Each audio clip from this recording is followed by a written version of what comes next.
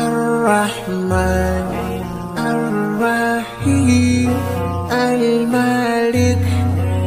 کو گھبرانا نہیں ہے، ایمان کو تھام کر چلنا ہے، ایمان کو مضبوطی سے پکڑنا ہے۔ انٹرنیشنل لیول پر اسلامی دشمن آئیں گے، فساد مچائیں گے، قرآن مجید کی آیات کو تو کیا اس کے نقطے کو کوئی نہیں مٹھا سکتا۔ اللہ تبارک و تعالیٰ کا صاف اعلان ہے، انا نحن نزلنا الذکر و انا لہ لحافظون۔ یہ وسیم رضوی تو کیا، سپریم کورٹ تو کیا، میرے عزیز دوستوں، قرآن مجید اللہ رب العزت والجلال کا نازل کیا ہوا کلام ہے، جس کے متعلق خدا کا فرمان ہے۔ اس قرآن کو کوئی نہیں بدل سکتا۔ جن لوگوں نے قرآن کریم کو بدلنے کی کوشش کی وہ خود بدلے ہیں، ان کا ایمان بدل گیا، ان کا دین بدل گیا، ان کی ساری چیزیں بدل گئی، لیکن قیامت تک قرآن محفوظ رہے گا۔ اللہ تبارک و تعالیٰ کے پیارے حبیب صلی اللہ علیہ وسلم نے فرمایا، اللہ تعالیٰ کبھی اس دین کی خدمت فاسق فاجر لوگوں میں سے لیتے ہیں۔ حجاج بن یوسف تاریخ کا بڑا ظالم ترین انسان ہے، جس کی تلوار سے کئی صحابہ کرام رضوان اللہ تعالیٰ علیہم اجمعین کے خون نکلے ہیں، لیکن اللہ تبارک و تعالیٰ نے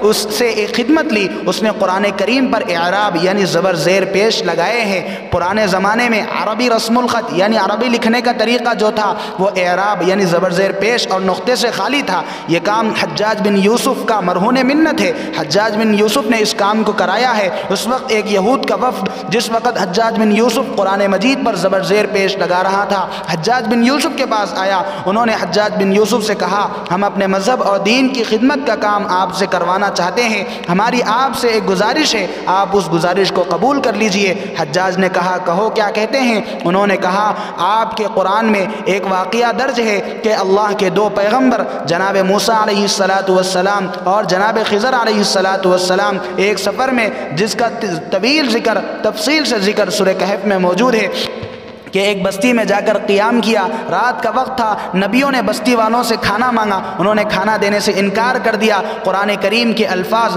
فَأَبَوْا أَن يُضَيِّفُوهُمَا، یہودیوں نے کہا آپ ہماری درخواست مان لے کہ اس لفظ ابو کو اتو کر دے، با کے نیچے کے نقطے کو اوپر لگا دے اور ساتھ میں ایک اور نقطہ بڑھا دے، یہ لفظ ابو سے اتو ہو جائے گا، آپ کا کچھ نہیں بگڑے گا، ہمارا کام بن جائے گا۔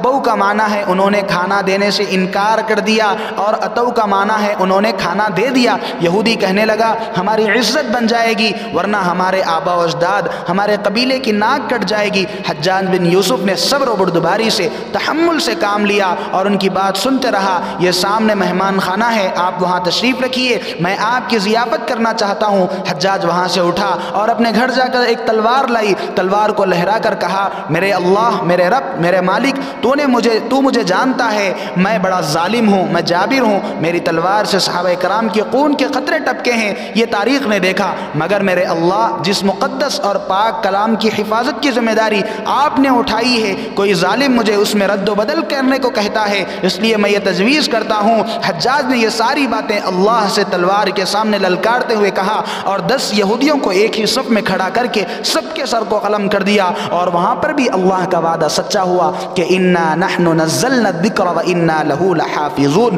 میرے عزیز دوستوں، قرآن پر ایمان لانا ہمارا عقیدہ ہے۔ قرآن ایک ایسا کلام ہے جو قرآن ساری انسانیت کے لیے کتاب ہدایت، کتاب شفا ہے۔ قرآن مجید میرے عزیز دوستوں ہم اگر یاد نہیں کریں گے، اللہ ایسے فاسق فاجر لوگوں سے بھی حفاظت کرا لے گا۔